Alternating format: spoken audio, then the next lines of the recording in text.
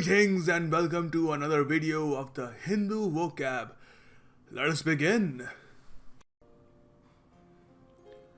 आज का पहला शब्द है relent. Relent, relent नहीं है, relent.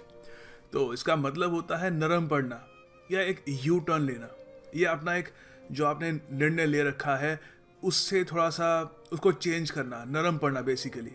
तो यहाँ पर द हिंदू न्यूज़पेपर की एक आर्टिकल की यहाँ पे हेडिंग थी कम्यूटर्स होते हैं जो कम्यूट करते हैं. फॉर एग्जांपल आप मैं दिल्ली में रहता हूँ तो हमारे यहाँ मेट्रो है, तो मेट्रो में मैं कम्यूट करता हूँ.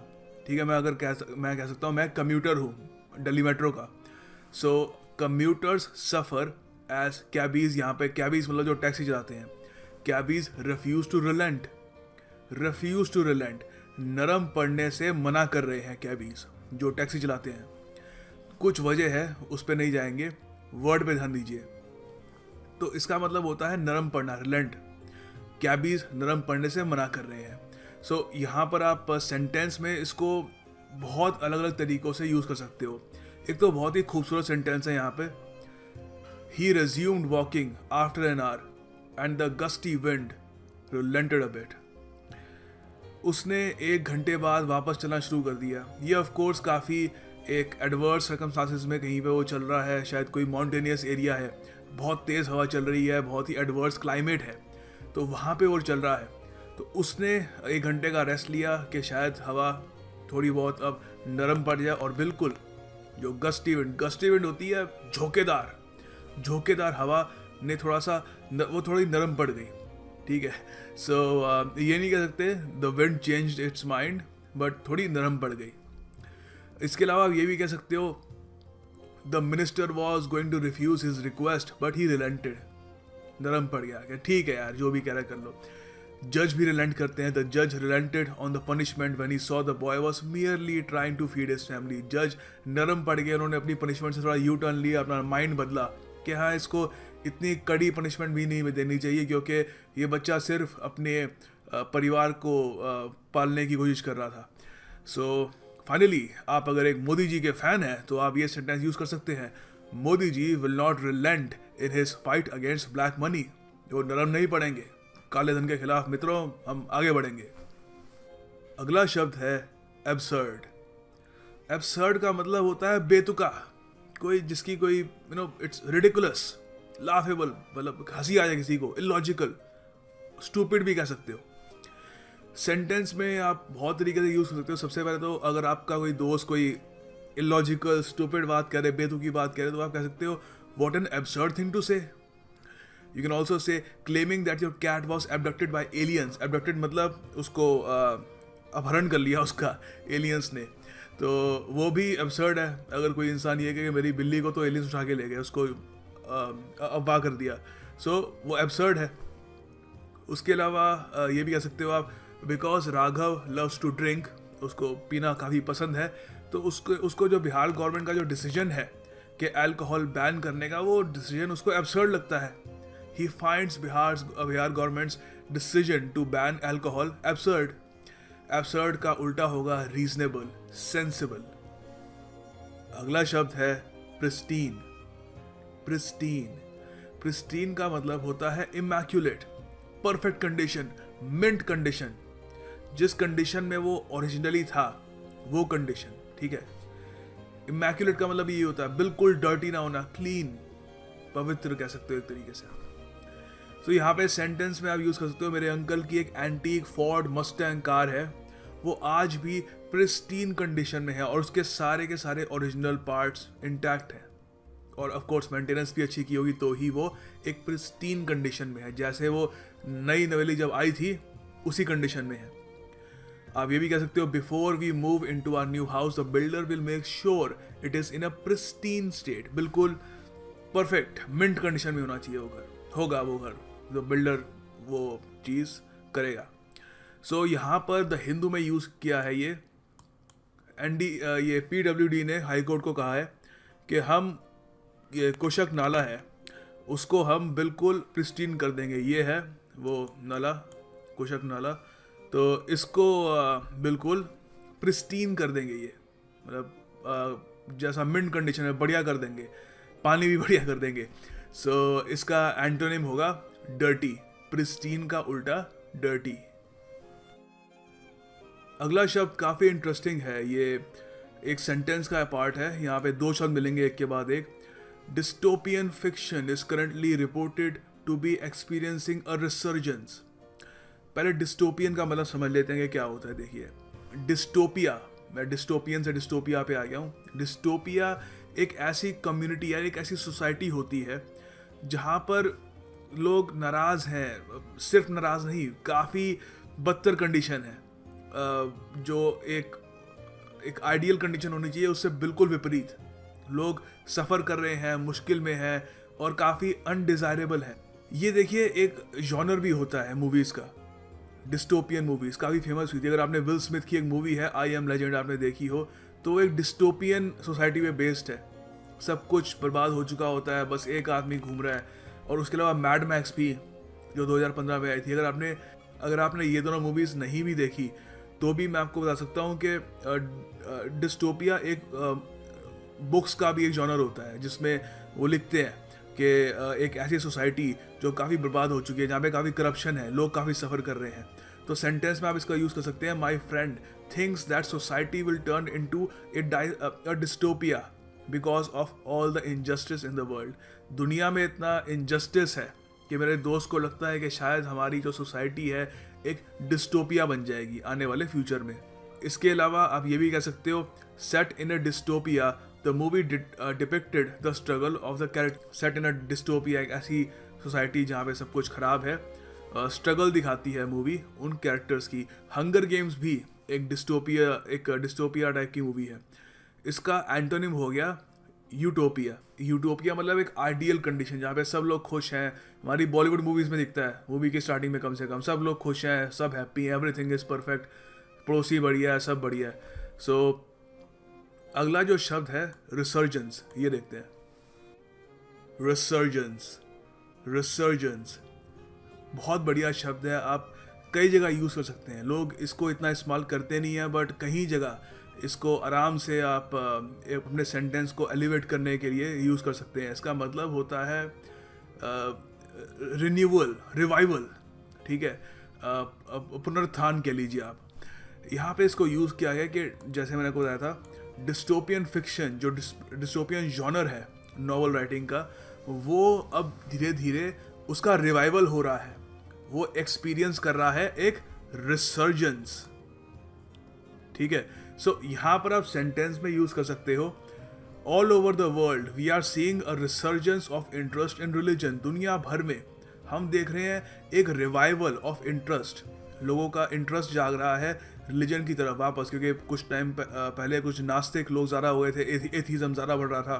तो ये सेंटेंस है, मैं रियलिटी कुछ नहीं कह रहा, रियलिटी अलग हो सकती है। ऐसे आप कह सकते हो कि रिलीजन में लोगों का इंटरेस्ट जाग रहा है, we are seeing a resurgence of interest in religion.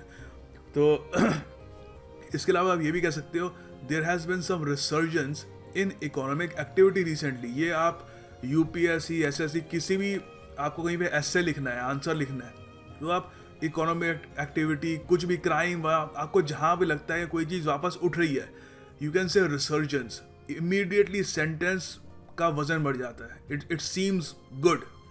सो इसका एंटोनिम क्या होगा? एक्सटिंक्शन, जो सीधी सी बात है, रिवाइवल हुआ नहीं। रिवाइवल कब होगा? जब कोई चीज़ डूब गई, गायब सी हो गई, तभी रिवाइवल होगा ना उसका। तो वापस अगर उठी ही ना तो एक्सटिंक्शन, बिल्कुल विलुप्त हो गई वो, तो एंटोनिम हो गया उसका एक्सटिंक्शन। अगला शब्द है एनिग्मा। एनिग्मा देखिए, इसका मतलब होता है एक रहस्य, पहेली। आप इसको सेंटेंस में यूज कर सकते हैं। Even those who worked closely with the former prime minister remember him as an enigma। यहाँ पे हिंदू में इस्तेमाल किया गया है इसको। यहाँ पे ऑफ कोर्स जिस प्रधानमंत्री की बात की जा रही है वो है पीवी नरसिम्हा राव साहब। तो उनके बारे में कह रहे हैं कि जिन्होंने उनके साथ काम भी किया था वो भी उनको एक एनिग्मा के रूप में ही देखते थे या याद करते हैं। एनिग्मा होता है समथिंग दैट इज मिस्टीरियस, एक मिस्टीरियस ही चीज़ जो आप समझ नहीं सकते। बहुत ही बढ़िया वर्ड है एनिग्मा, आप कई जगह इसको यूज कर सकते हैं। सेंटेंस में एग्जाम्पल के तौर पे बता रहा हूँ, hopefully the teacher will help us understand the math enigma on the board. अगर आपको मैथमेटिक्स की जो कुछ फॉर्मूलाज हैं, कुछ क्वेश्चंस हैं, आपको पहेली रहस्य की तरह लगते हैं, तो आप कह सकते हो कि काश शायद जो हमारी टीचर हैं वो बोर्ड पर हमको ये जो मैथ का जो एनिग्मा है, जो पहेली रहस्य है, वो समझने में मदद कर दे। आप ये भी कह सकते हो, अगर आप रेसलिंग के फैन हो, the Undertaker is still an enigma for many of his fans. जो उनका एक पता है नकली होती है, बट जो एक कैरेक्टर बनाया है, dead man and all that, it seems एक मिस्टीरियस सा कैरेक्टर है, ठीक है। It's like an enigma. Finally sadly the little girl's disappearance continues to be an enigma. कोई छोटी सी बच्ची गायब हो गई, उसका जो डिसअपियरेंस है आज भी एक रहस्य है, एक मिस्ट्री है, समझ नहीं आता कि कैसे हो गया। So this is enigma. The next word is stranded. Stranded recently आपने सुना होगा, न्यूज़ में भी था। वैंग क्वी नाम के एक चाइनीज सोल्जर थे जो काफ़ी लंबे समय तक इंडिया में ही उनको रहना पड़ा, क्योंकि चाइनीज़ वॉर के बाद वो यहीं पे ही फंस गए थे, स्ट्रैंडेड हो गए थे। यहाँ पे लिखा हुआ है, after a wait for over 5 decades, 50 साल, दशक, एक दशक में 10 साल होते हैं, डेकेड में 10 साल होते हैं, 5 डेकेड्स, फॉर्मर चाइनीज सोल्जर वैंग क्वी who had been stranded in India since 1963.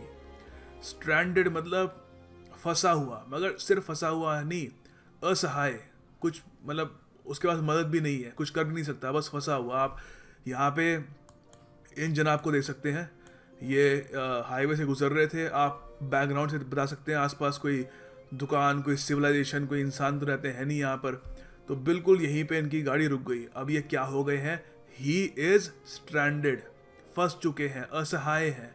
अब क्या करेंगे, गाड़ी थी वो चल नहीं रही और he is in the middle of nowhere.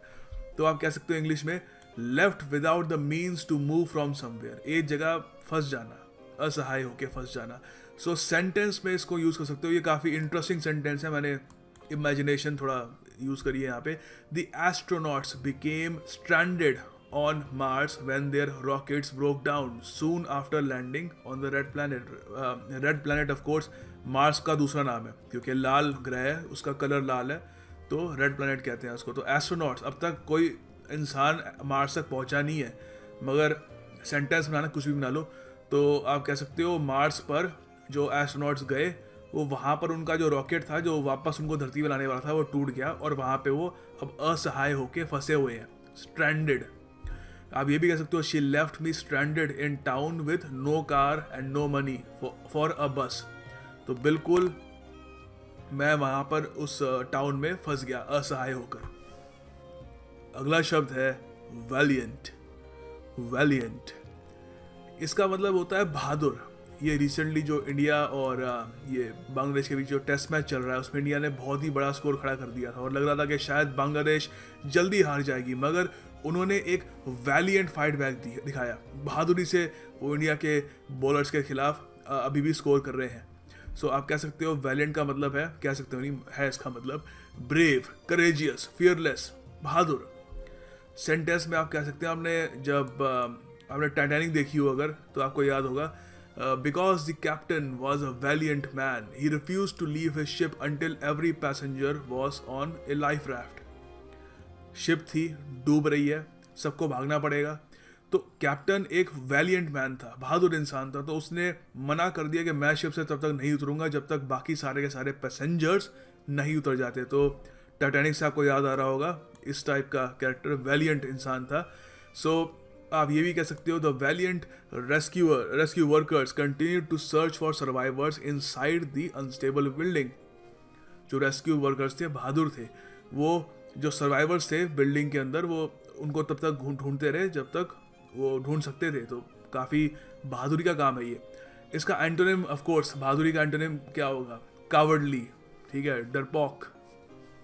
Time for some MCQs। तो यहाँ पे एक सेंटेंस है आपके सामने, few teachers have been spared the problem of an obstreperous pupil in the class.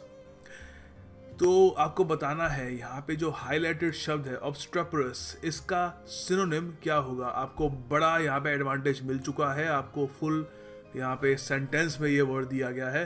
तो आप एक बार वीडियो पॉज करके अटेम्प्ट करिए, फिर मैं बताता हूँ। अच्छा देखिए, इसका जो आंसर है वो है अनरूली। अनरूली आप कह सकते हैं डिसोबीडियंट, नॉइजी, मतलब बात ना मानने वाला और बहुत ही ज़्यादा जो नॉइज मतलब कमोशन मचाता है क्लास में। ऑब्स्ट्रेपरस, हर क्लास में एक ना एक, जब आप बच्चे हो गए आपको याद होगा, एक ना एक स्टूडेंट होता रहा जो काफ़ी ऑब्स्ट्रेपरस था। अब आते हैं ईडियम्स पे। आपको बताना है, ये एक बहुत ही इंटरेस्टिंग ईडियम है, मुझे पता नहीं कितने लोग सही कर पाएंगे, बट आप एक बार अटेम्प्ट जरूर करिएगा ये क्वेश्चन। विलो द विस्प, आपको बताना है इस ईडियम का अर्थ क्या है। आपके सामने ऑप्शन है, something that is impossible to get और achieve, to act in a childish way, to act in a foolish way, to have desires unbacked by efforts. तो आप एक बार अटेम्प्ट करिए, फिर मैं बताता हूँ। ऑलराइट, सो होपफुली आपने वीडियो पॉज करके क्वेश्चन अटेम्प्ट कर लिया होगा। सो देखिए, इसका जो आंसर है वो है something that is impossible to get और अचीव। इलेक्शन के समय हमें ये ईडियम खूब सुनने को मिलता है। ऐसी बात कह देंगे कि हम इंडिया में हर जगह एम्स ज़्यादा हॉस्पिटल खोल देंगे, कुछ कुछ भी ऐसे वादे पॉलिटिशियंस कर देते हैं जो पॉसिबल नहीं होते। तो उनमें से एक है फुल एम्प्लॉयमेंट, सबको रोज़गार मिलेगा, कोई बेरोज़गार नहीं होगा। तो आप कह सकते हो full employment is the will o the wisp that politicians have been chasing for decades. एक ऐसी चीज़ है जिसको पॉलिटिशियंस कई सालों से चेस कर रहे हैं और जनता को भी बता रहे हैं कि ऐसा होगा, एक दिन सबको एम्प्लॉयमेंट मिलेगी। अगला शब्द एक फॉरेन वर्ड है, क्लैट में काफ़ी यूज़ होता है और भी कंपेटिटिव एग्जामिनेशन में भी आ सकता है। इसको प्रोनाउंस करते हैं ब्लिट्जक्रीग। जर्मन शब्द है, तो आपको बताना है इसका अर्थ क्या है। आपके सामने ऑप्शंस है, एक sudden attack that is intended to surprise and quickly defeat the enemy, जिसमें एयरक्राफ्ट और ग्राउंड फोर्सेस सब इन्वॉल्व होते हैं। दूसरा है एक सडन शॉक जिससे होपलेसनेस आ जाती है। तीसरा है एक जर्मन सुवेनियर। फाइनली एक ऐसा इंसान जो पागल है, ब्लिट्जक्रीग। सो आप एक बार अटेम्प्ट कर लीजिए, फिर मैं इसका आंसर बताता हूँ।